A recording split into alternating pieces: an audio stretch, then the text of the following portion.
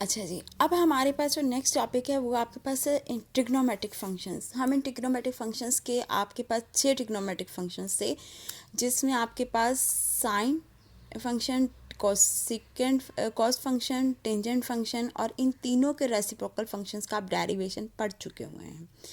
Integration में क्या है, हमने कल भी एक बात की थी और उससे पहले भी एक टॉपिक को हम रिवर्स कर चुके हैं कि इंटीग्रेशन आपके पास एंटी डेरिवेटिव है। आपको याद है कि भी हम लोगों ने पढ़ा था साइन एक्स का डेरिवेटिव आपके पास किसके इक्वल आता था, कॉस एक्स के। तो यहाँ पे और हमने ये बात भी पढ़ी थी कॉस के जो फंक्शन हैं उनका डेरिवेटिव आपके पास नेगेटिव आता है। यहाँ पे जो साइन की इंटीग्रेशन है वो आपके पास नेगेटिव आएगी, जो कि माइनस कॉस एक्स के इक्वल आएगी। इसी तरह से कॉस एक्स का डेरिवेटिव आपने पढ़ा था माइनस साइन एक्स, ठीक है। तो यहाँ पे कॉस एक्स का जो इंटीग्रेशन आएगी वो साइन एक्स में आएगी। हम जब भी डेरिवेटिव आप लेते थे, आप अगर कॉस का डेरिवेटिव लेते थे तो फंक्शन का डेरिवेटिव आपके पास साइन एक्स आ जाएगा, माइनस साइन एक्स आता था। फिर आप उसके एंगल का डेरिवेटिव लेते थे, एक्स का derivative with respect to x आपके पास 1 आना चाहिए था। सेम प्रोसेस आपके पास यहाँ पे इंटीग्रेशन में भी होता है कि आपने जब भी किसी फंक्शन की इंटीग्रेशन करनी है, आप पहले उस फंक्शन का देखें, कॉस की इंटीग्रेशन सपोज करें हम करते हैं, वो साइन आ जाती है। फिर आप उसके एंगल का डेरिवेटिव चेक करें कि आया उसके एंगल का डेरिवेटिव हमारे पास आगे एग्जिस्ट करता है या नहीं करता, जो कि आपके पास एक्स आना चाहिए, ठीक है। इसी तरह से अब यहाँ पे कुछ और ट्रिग्नोमेट्रिक फंक्शंस आपके पास गिवन हैं, जैसे कोटेंजेंट एक्स की डेरिवेशन आपने पढ़ी थी माइनस कोसिकेंट स्क्वायर एक्स। अगर कोसिकेंट स्क्वायर एक्स आ जाए तो उसकी इंटीग्रेशन आपके पास माइनस कोटेंजेंट एक्स आ जाएगी। इसी तरह से कोसिकेंट एक्स का डेरिवेटिव आपने पढ़ा था cosecant x into cotangent x. अगर आपको इसकी इंटीग्रेशन फाइंड आउट करनी है तो आपके पास इसकी डेरिवेशन के इक्वल आएगी। इसीलिए इंटीग्रेशन को एंटी डेरिवेटिव भी कहा गया है।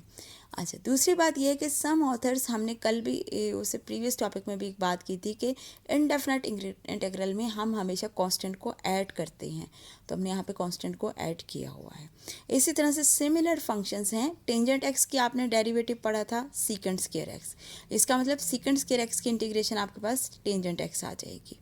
कोसिकेंट एक्स की डेरिवेशन आपने पढ़ी थी। अब इसी तरह उसकी इंटीग्रेशन क्या आएगी आपके पास, natural log cosecant x minus cotangent x. Secant x की इंटीग्रेशन आपके पास आ जाएगी natural log secant x plus tangent x के इक्वल।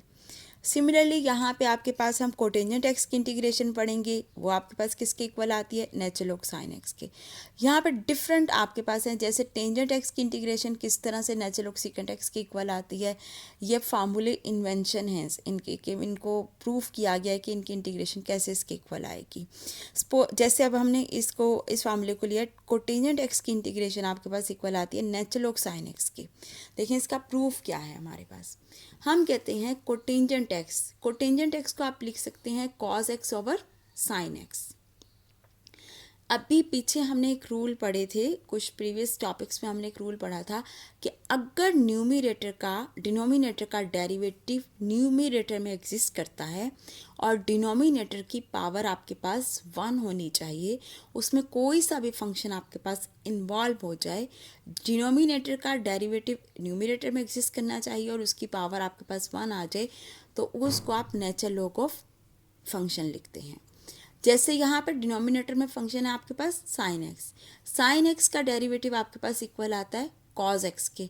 फिर आप उसके एंगल का डेरिवेटिव चेक करेंगे, एक्स का derivative with respect to x आपके पास 1 आता है, इसका मतलब साइन एक्स का टोटल डेरिवेटिव ऊपर एग्जिस्ट करता है।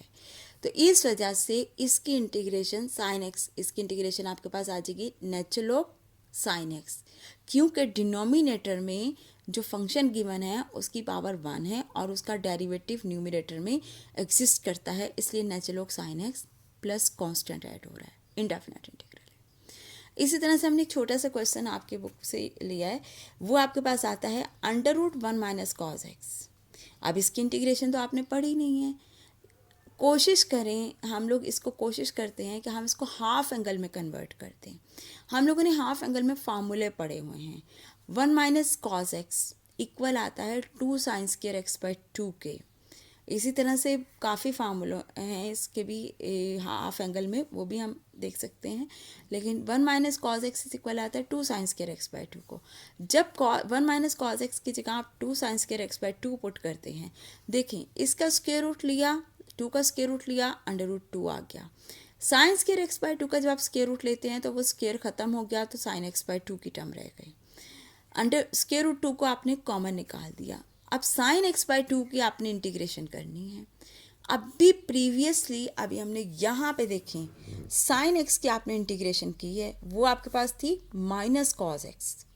लेकिन हमने यहाँ पे चेक किया था कि आया इसके एंगल का डेरिवेटिव आगे एग्जिस्ट करता है या नहीं करता। अगर नहीं करता तो उसके एंगल का डेरिवेटिव की एग्जिस्टेंस लाजमी है हमारे लिए। इसी तरह से यहाँ पे आपके पास साइन एक्स की इंटीग्रेशन, साइन की इंटीग्रेशन तो माइनस कॉज आ जाएगी, लेकिन इसका एंगल आपके पास आ रहा है एक्स बाई 2। एक्स बाई 2 का डेरिवेटिव एग्जिस्ट करना चाहिए। अगर आप उसके एक्स 1/2 तो कांस्टेंट आ गया, एक्स का derivative with respect to x आपके पास इक्वल आएगा 1 के, तो सो द आंसर इज 1/2। इसका मतलब है यहाँ पे इसका डेरिवेटिव एग्जिस्ट नहीं करता, तो हम इसके कांस्टेंट फंक्शन है और इसको मल्टीप्लाई और डिवाइड कर सकते हैं। हमने 1/2 को मल्टीप्लाई भी किया है और यहाँ पे डिवाइड भी किया है। अब साइन का तो इंटीग्रेशन आपके पास माइनस कॉज आ जाएगी एक्स बाई 2 विद एंगल के साथ, उसके एंगल का डेरिवेटिव भी एग्जिस्ट कर गया, तो आप इसकी इंटीग्रेशन कर सकते हैं। So that's why minus cos x by 2, और ये वाला 2 नीचे आ जाएगा, अंडर स्क्वायर रूट ऑफ 2 आपके पास से आ गया, और चूंकि इंडेफिनेट इंटीग्रल है तो इसमें कांस्टेंट को आप ऐड करेंगे। फर्दर क्वेश्चंस भी हैं इसके, फर्दर एग्जांपल्स भी हैं ट्रिग्नोमेट्रिक फंक्शंस के, इनको देखते हैं। अब नेक्स्ट टॉपिक में हम 6 फॉर्म फार्मूलाज करेंगे, trigonometric inverse trigonometric function and in 6 form formulas करेंगे। उसको देखते हैं कि उसमें कोई प्रॉब्लम नहीं होनी चाहिए।